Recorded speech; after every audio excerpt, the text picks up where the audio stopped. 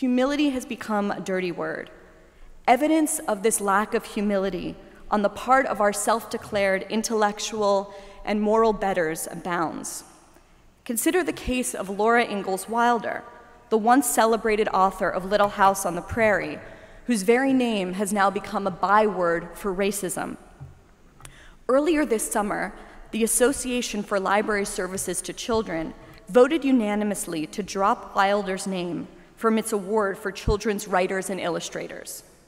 The decision was made in consideration of the fact that Wilder's legacy, as represented by her body of work, the committee said, includes expressions of stereotypical attitudes inconsistent with the association's core values of inclusiveness, integrity, respect, and responsiveness. What are those expressions? In her 1935 book, Wilder's writes of one place, "There were no people, only Indians lived there." And various characters share the expression throughout her works, "The only good Indian is a dead Indian."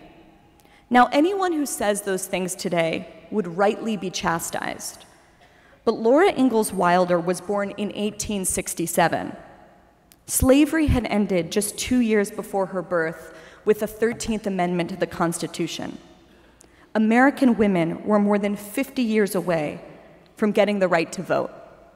She was, like every single one of us, a creature of her time.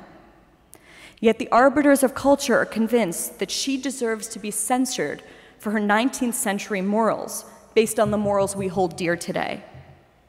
It's not just literature that's come under assault by people mouthing platitudes about understanding without practicing it themselves. In December, at the height of the Me Too movement, a 30-year-old feminist with an art history degree from a Tony University began a petition that garnered thousands of responses and made headlines in the New York Times. Her request?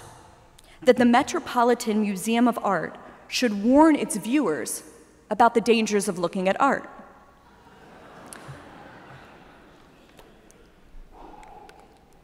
When I went to the Met this past weekend, her petition began. I was shocked to see a painting that depicts a young girl in a sexually suggestive pose. Balthus's painting, Therese Dreaming, is an evocative portrait of a prepubescent girl relaxing on a chair with her legs up and her underwear exposed.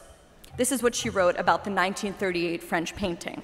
She continued, "Given the current climate around sexual assault and allegations that become more public each day, in showcasing this work for the masses without providing any type of clarification, the Met is, perhaps unintentionally, supporting voyeurism and the objectification of children." Now, make no mistake, Therese Dreaming does sexualize a child on the cusp of puberty. The painting does put her in a sexually suggestive pose, and the artist, by all accounts, absolutely had an infatuation with young girls. But follow this logic, and what would we excise next from the canon?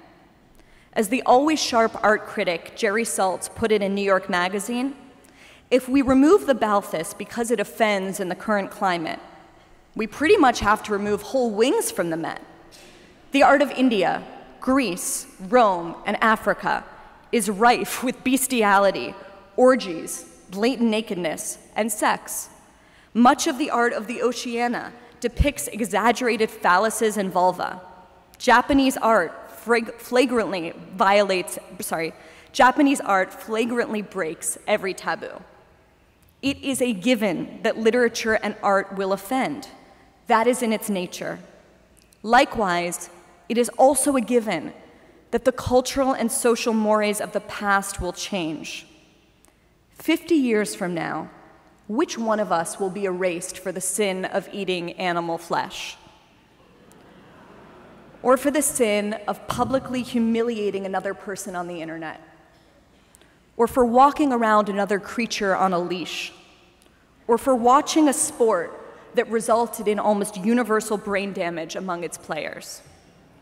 Or any number of transgressions that today seem acceptable, but tomorrow could become an abomination? I would bet my life that my grandchildren will be deeply ashamed for for something or other that seems entirely normal to us right now. But I hope that they won't erase me. Knowing that the morality of 2018 isn't the end point of history should inform the way that we view those who came before us. Let's let go a little bit of our hubris and lean into humility.